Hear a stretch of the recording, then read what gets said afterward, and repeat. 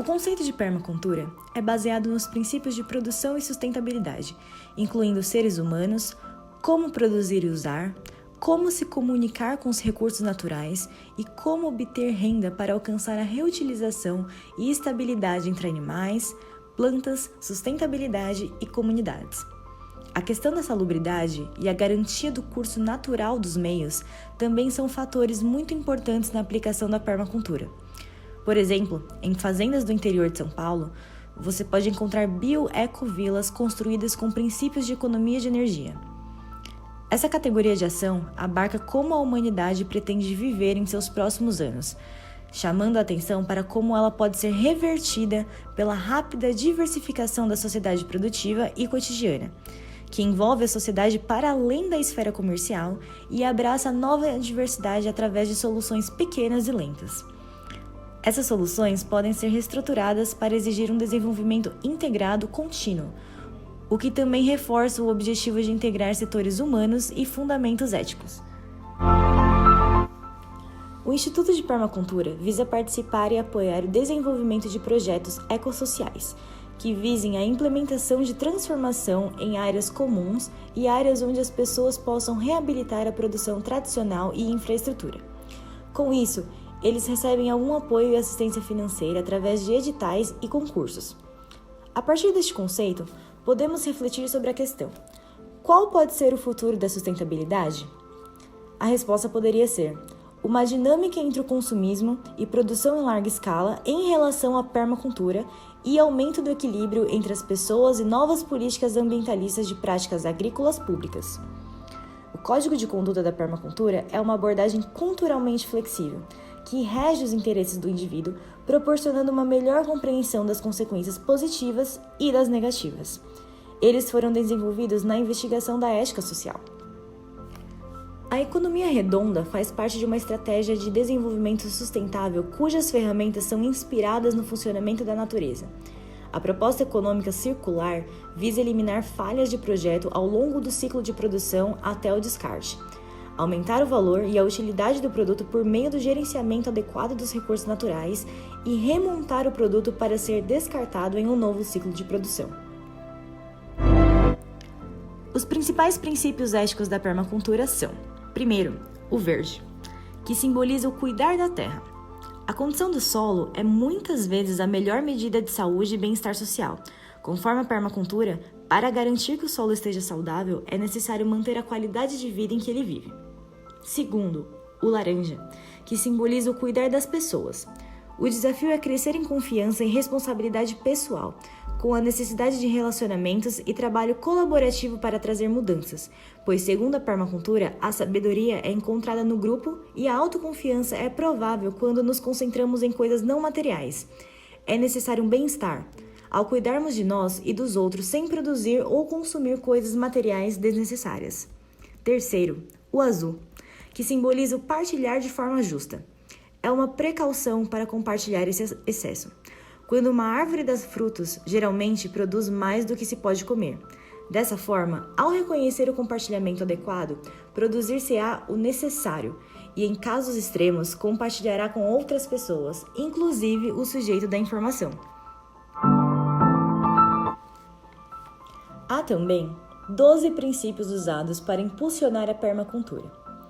Os princípios de design da permacultura são ferramentas de compreensão que, quando aplicadas em conjunto, nos permitem projetar nosso ambiente e nosso comportamento em um mundo de baixa energia e uso intensivo de recursos.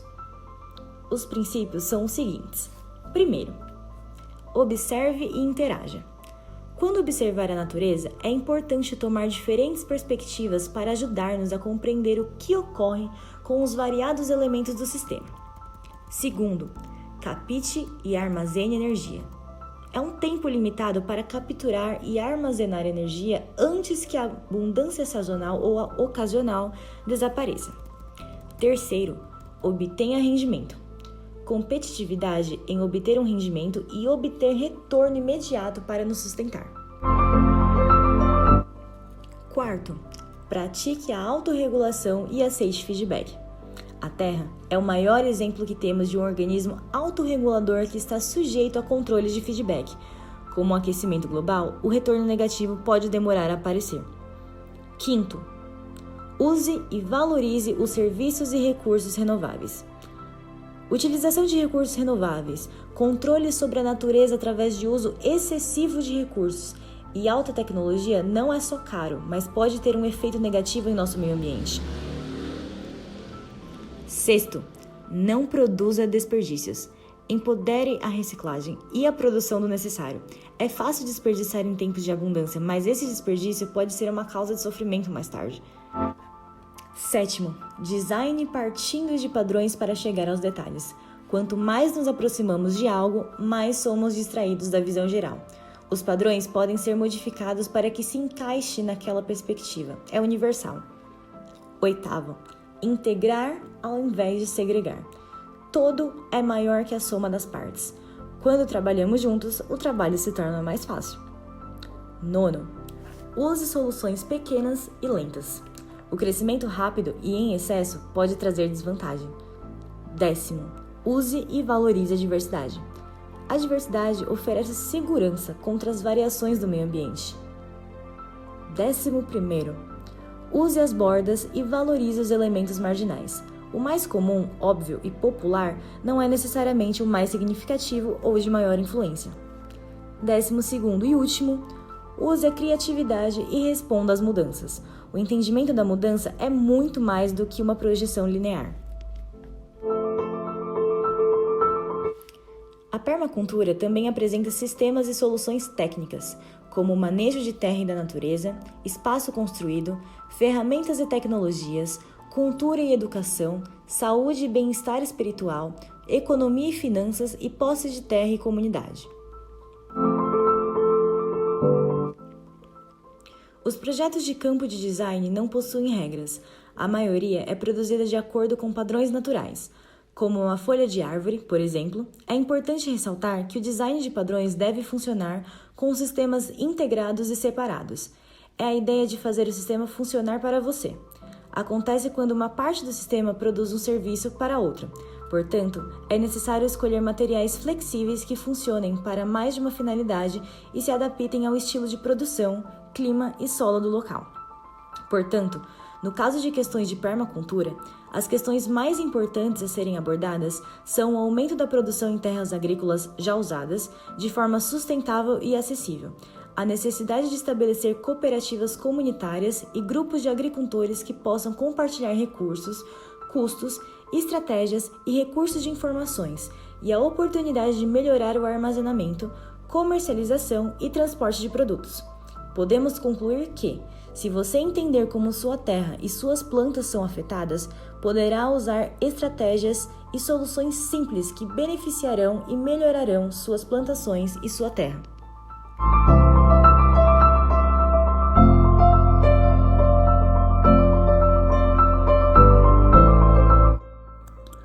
O Timor-Leste é um dos países mais recentes do mundo. Precisamente neste mês, maio de 2022, completam-se 20 anos da sua independência formal. Quando declarado como um país, em 2002, o Timor-Leste se encontrava em condições precárias de segurança alimentar e preservação da cultura e ambiente locais. Mais de 70% dos seus recursos naturais haviam sido perdidos, juntamente ao conhecimento tradicional com relação à preservação de água, sementes, do solo e sobre remédios e medicina natural, por exemplo. Esse impacto socioambiental, como apontam os permacultores, deve-se muito à aplicação de fertilizantes, máquinas agrícolas, pesticidas e toda a lógica capitalista sobre o cultivo da terra e criação de animais. A lógica da monocultura, sustentada por todos os artifícios vindos da Revolução Verde, passa pela premissa de práticas agrícolas universais, homogêneas e massificadas, a partir da adaptação das realidades locais através de artifícios produzidos pela indústria. Ao contrário, a permacultura tem como princípio, como no caso do Timor-Leste, que cada realidade é única e que, com uma prática holística que combina saberes científicos com o conhecimento tradicional, é possível produzir uma agricultura e cultura permanentes, com menor impacto sobre o solo e gerando mais riqueza às populações. Assim, Em novembro de 1999, inspirados por essas questões, Steve Cran, um voluntário de permacultura da Austrália, e Ego Lemos, timorense, começaram a desenvolver a permacultura no Timor-Leste. O que começou com 2 pessoas se transformou em uma ONG local chamada Permatil, Permacultura Timor-Leste, que é responsável pela edição do Guia de Permacultura para o Timor-Leste, que diz, abre aspas, o trabalho da Permatil é fortalecer e promover a agricultura e cultura permanentes/sustentáveis em Timor-Leste, ajudando a proporcionar independência, alimentação, segurança, renda sustentável, cultura, força e proteção do meio ambiente para as comunidades locais. Este guia é para Timor-Leste, sobre Timor-Leste e coescrito em constante ajuda e assistência técnica de muitos timorenses. É para a situação, habilidades e conhecimentos disponíveis aqui. Baseia-se no conhecimento tradicional e as novas técnicas que são introduzidas aumentam esse conhecimento. Agricultura permanente é agricultura e manejo animal que melhoram a terra, fornecem renda e produção e são sustentáveis agora e no futuro.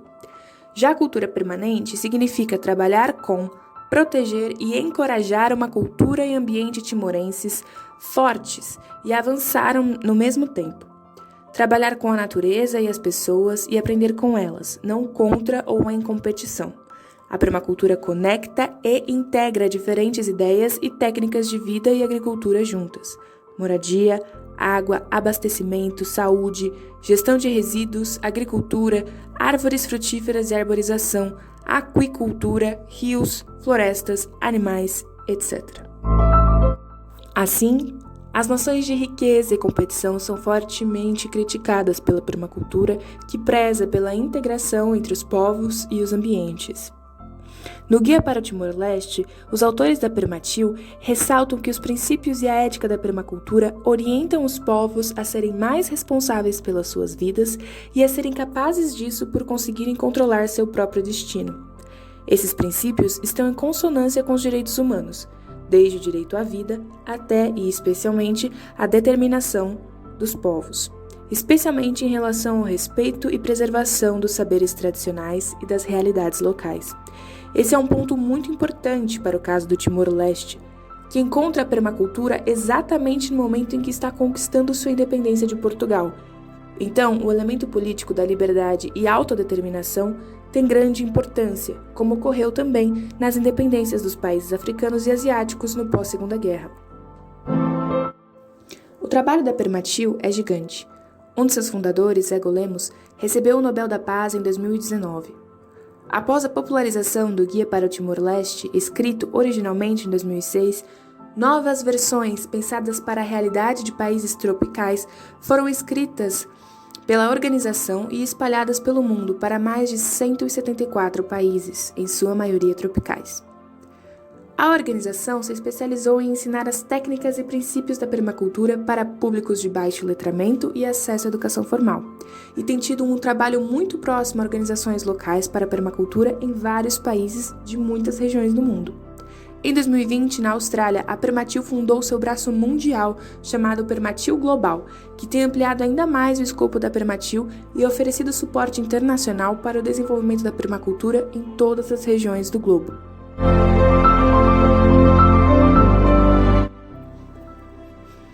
Com todos os seus princípios, que congregam esferas ambientais, sociais e antropológicas, a prática da permacultura é uma excelente alternativa à crise agroalimentar global, por trazer uma solução que é, ao mesmo tempo, complexa e simples. Simples porque recorre à sabedoria ancestral, resgata princípios que já estavam presentes em múltiplas sociedades há centenas de anos antes do desenvolvimento do capitalismo e da globalização, e, principalmente, retorna a um paradigma local, que vai em desencontro à lógica globalizante dessa forma de produção.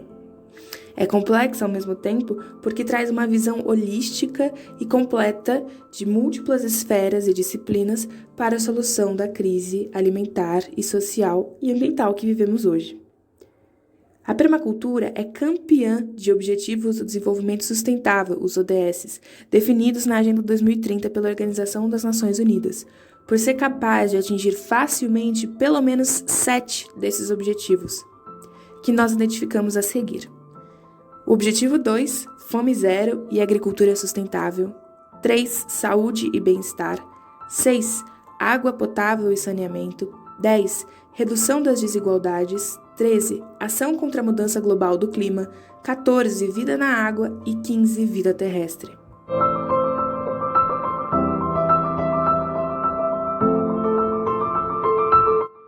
A permacultura já se espalhou pelo país, especialmente nos estados do Rio Grande do Sul, São Paulo, Bahia e Ceará, além do Distrito Federal, que cedia o IPOEMA, Instituto de Alcance Federal. Além dos institutos e estados citados, existem comunidades de permacultura espalhadas também pelos estados de Minas Gerais, Paraná e Santa Catarina, além de redes de apoio e grupos de estudos, como o da UFSC, Universidade Federal de Santa Catarina, que nós utilizamos para elaborar essa pesquisa.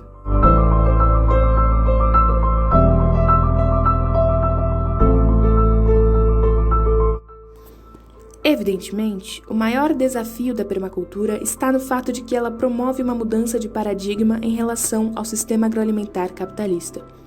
Os seus princípios vão de encontro ao uso de fertilizantes, máquinas e complementos agrícolas produzidos pela indústria e todo o impacto socioambiental que geram.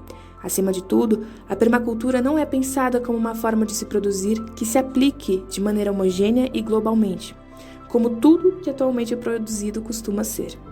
Assim, a reestruturação da produção com o neoliberalismo dos anos 90 e o incentivo à produção globalizada pelas grandes corporações e estados ao redor do mundo são com certeza a maior dificuldade enfrentada por essa prática e sua comunidade, para que estas substituam o paradigma atual e venham a ser adotadas como prática hegemônica no mundo todo.